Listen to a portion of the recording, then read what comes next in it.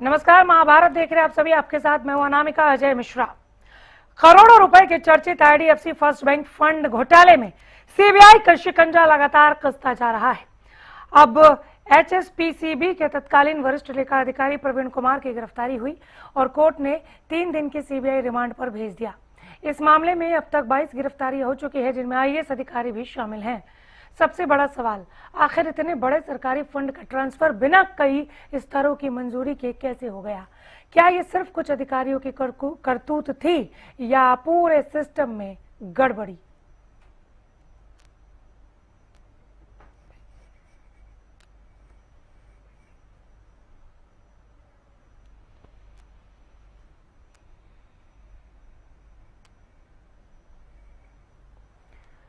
IDFC bank घोटाला मामले में एक और गिरफ्तारी और कई सवाल इस गिरफ्तारी के बाद एक बार फिर उठ खड़े हुए हैं। आईडीएफसी फर्स्ट बैंक फंड घोटाले का मास्टरमाइंड आखिर कौन है? ये जो नई गिरफ्तारी हुई है प्रवीण कुमार नाम की, कोर्ट ने 3 दिन की रिमांड पर भेज दिया है। इससे पहले 2 आईएएस गिरफ्तार, एचएसपीसीबी के तत्कालीन वरिष्ठ लेखा अधिकारी काबू कर लिया गया, जो आज गिरफ्तारी हुई है। आईडीएफसी फर्स्ट बैंक घोटाले में सीबीआई की ये बड़ी कार्रवाई हुई है। कई सारे सवाल इसके बाद उठ खड़े होते हैं, जैसे कि क्या ये सिर्फ कुछ अधिकारियों की करतूत थी या पूरे सिस्टम का फेल्योर? क्या अलग अलग लेवल पर सिग्नेचर के बगैर, मंजूरी के बगैर इतने बड़े घोटाले को अंजाम दिया जा सकता था? कई सारे ऐसे सवाल हैं जिसका जवाब मिलना बाकी है। विपक्ष लगातार सरकार पर हमलावर है। सरकार की ओर से हालांकि कहा जा रहा है कि हम जीरो टॉलरेंस की नीति पर लगातार काम कर रहे हैं। जहां कहीं पर भी किसी ने गलती की उसे उसकी सजा मिल रही है। इस मामले में भी बहुत त्वरित कार्रवाई हो रही है, लगातार गिरफ्तारियां हो रही हैं। हमने 24 घंटे के भीतर पैसे को वापस मंगा लिया था, ये दावा सरकार का।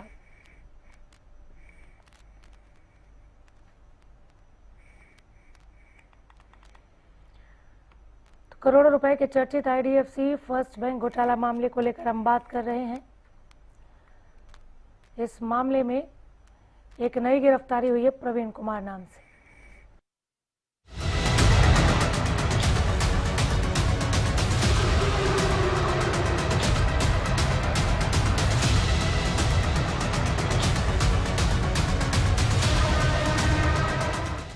करोड़ों रुपए के कथित बैंक घोटाले में सीबीआई लगातार नई परतें खोल रही है। हर गिरफ्तारी के साथ सवाल और गहरे होते जा रहे हैं। सरकारी विभाग, बैंकिंग सिस्टम और प्रशासनिक जवाबदेही, तीनों पर सवाल उठ रहे हैं। अब निगाहें सीबीआई की जांच और रिमांड के दौरान होने वाले खुलासों पर हैं। दरअसल हरियाणा के चर्चित आईडीएफसी फर्स्ट बैंक घोटाले में सीबीआई ने एक और बड़ी कार्रवाई की है।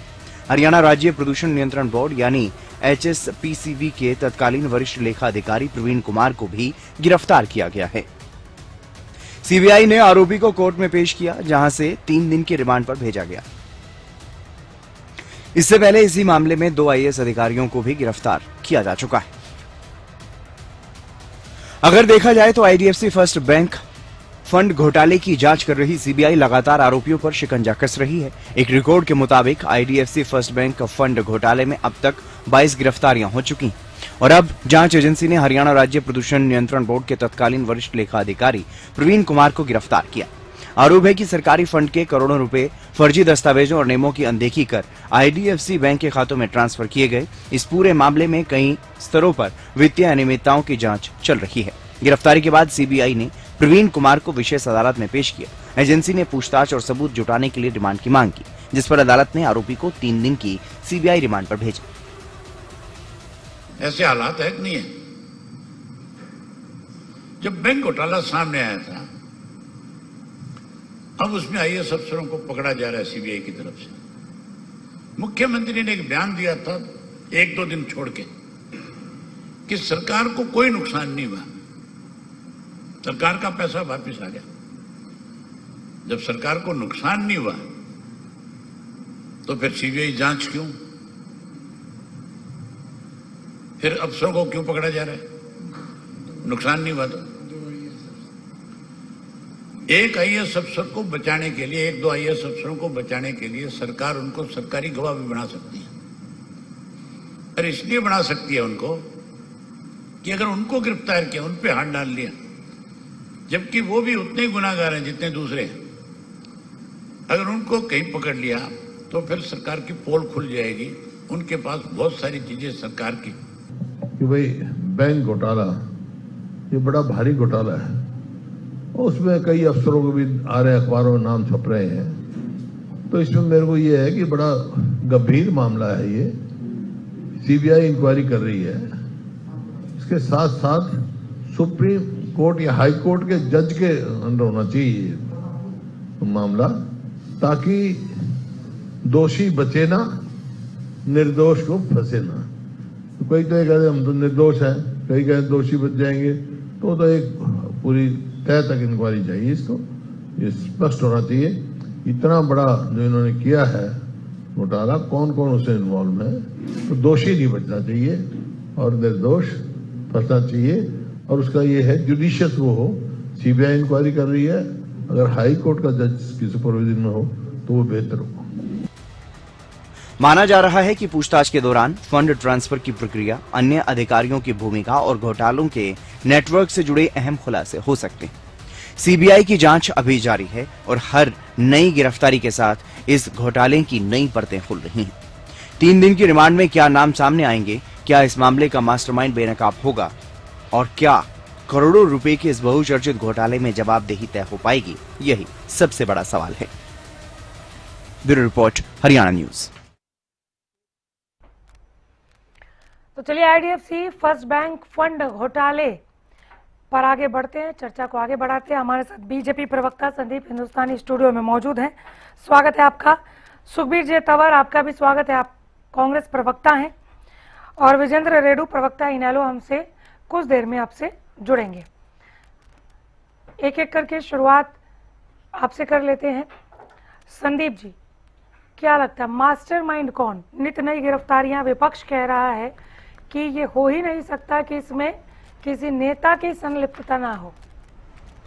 जी नमस्कार अनामिका जी, आपको, आपके सभी दर्शकों को।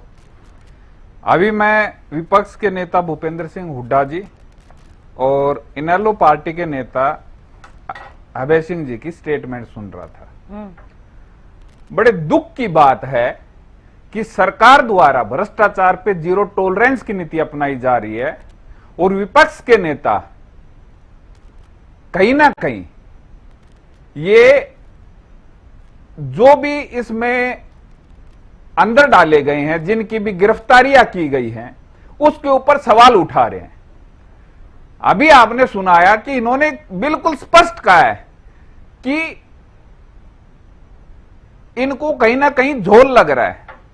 सीबीआई सीधे कह रहे हैं कि मास्टरमाइंड को इसलिए नहीं अरेस्ट कर रहे क्योंकि सरकार का बहुत कुछ है उनके पास। नहीं, बिल्कुल गलत बात है। इनकी मंशा इससे स्पष्ट हो जाती है कि जब सरकार भ्रष्टाचार के ऊपर कार्रवाई करती है तो विपक्ष को दिक्कत होती है। और देखिए गिरफ्तारियां किसकी हुई है?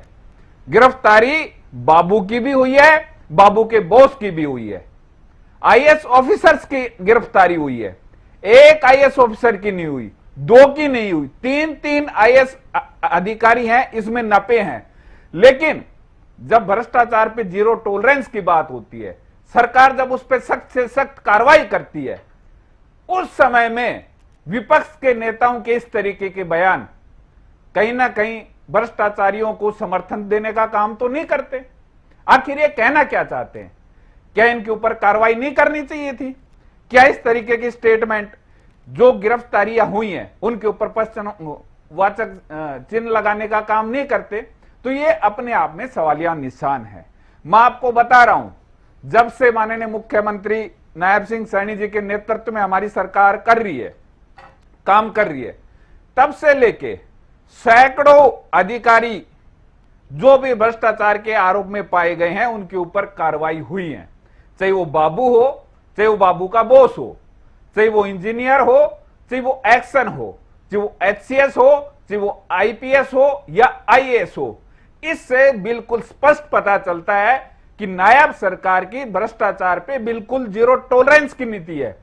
कोई भी होगा, कोई अधिकारी होगा, कोई कर्मचारी होगा, जो भी दोषी होगा वो सारे के सारे नपेंगे। और 1 मिनट आपके माध्यम से मैं कहना चाहता हूं, गर्मी का मौसम है, टेम्परेचर 35 से 37 डिग्री का है, लेकिन जिन लोगों ने गड़बड़ झाला किया है, आप उन लोगों से कभी बात करके देखना, 35 से 37 डिग्री के टेम्परेचर में भी उनके कपकपी चढ़ी हुई है। वो ठिठुर रहे हैं कि कहीं अगर उन्होंने गलत काम किया होगा तो अगला नंबर उनका भी आ सकता है। पूरे आप सिस्टम में अगर जाके देखेंगे तो कोई भी अब आदमी गलत काम करने की सोच भी नहीं सकता, काम करना तो बड़ी दूर की बात है। लेकिन विपक्ष की इस तरीके की स्टेटमेंट्स कहीं ना कहीं भ्रष्टाचार को बढ़ावा ही देने का काम करती हैं, भ्रष्टाचार को रोकने का काम नहीं करती। इनको अपने गिरेबान में एक बार झांकना पड़ेगा। बाबू और बाबू के बॉस पे नहीं हंसे आप, तंवर साहब ठिठुरन पे हंसने लगे। अनामिका जी, देखिए जिस प्रकार से भारतीय जनता पार्टी के प्रवक्ता बंधु अपना वक्तव्य दे रहे थे, निश्चित तौर पे सारा का सारा हंसने का ही इसमें है, इसके अलावा कुछ नहीं। देखिए अब मुख्य विषय पे आते हैं। वो जो आपको कह रहे हैं, वो जो विपक्ष को कह रहे हैं, आपके साथ INLD को भी कह रहे हैं कि बाबू भी नपा है, बाबू का बॉस भी नपा है, विपक्ष के पेट में दर्द क्यों है, आप इस पर भी हंसेंगे? देखिए हमारे पेट में कोई दर्द नहीं है। अगर आज पेशानी में बल है तो वो भारतीय जनता पार्टी की 12 वर्ष के सुशासन की सरकार की है। अब सुनिए आप, जिस प्रकार से ये बैंक के घोटाले हुए, इसके अलावा जो भी दूसरे घोटाले विगत के 12 वर्षों में हुए हैं, ये सारे के सारे घोटाले भारतीय जनता पार्टी की सरकार और प्रशासन के तंत्र में व्याप्त भ्रष्टाचार, प्रशासनिक लापरवाही और सत्ता के दुरुपयोग का प्रत्यक्ष प्रमाण। गलत तरीके से खाते खोलकर 600 करोड़ से ज्यादा धन का हस्तांतरण कर लेना और किसी की आंख नहीं खुलना, ये इस बात का को प्रदर्शित करता है। निश्चित तौर पे सरकार की वित्तीय विफलता का अत्यंत निकृष्टतम दुर्भाग्यपूर्ण विषय ये है। और जनता के गाढ़े खून पसीने से अर्जित जो कमाई है, उसमें से जो सरकार ने राजस्व प्राप्त किया है और उसमें जिस प्रकार की ये डकैती हुई है, ये सबके सामने। इसके अलावा आज सरकारी संरक्षण में जिस प्रकार से ये आगे सिर्फ इस बैंक वाले विषय में अनेक मामलों में निरंतर भयंकर भ्रष्टाचार आज प्रदेश में चल रहा है। और कमाल की बात ये है कि कितनी सफाई से बोल के निकल जाते हैं या निकलने का प्रयास करते हैं।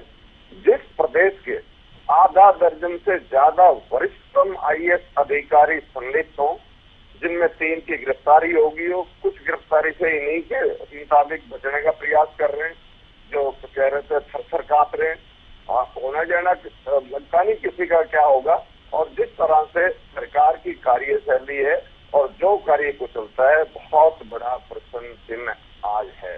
आखिर ये कोई एक दिन का भी घोटाला नहीं है, ये निरंतर हुआ है, निरंतर खाते खुले। तो कमाल की बात है, सरकार का पैसा उच्च अधिकारियों की मिलीभगत से सेल कंपनियों में चला जाए, इससे ज्यादा दुर्भाग्यपूर्ण स्थिति हो सकती है।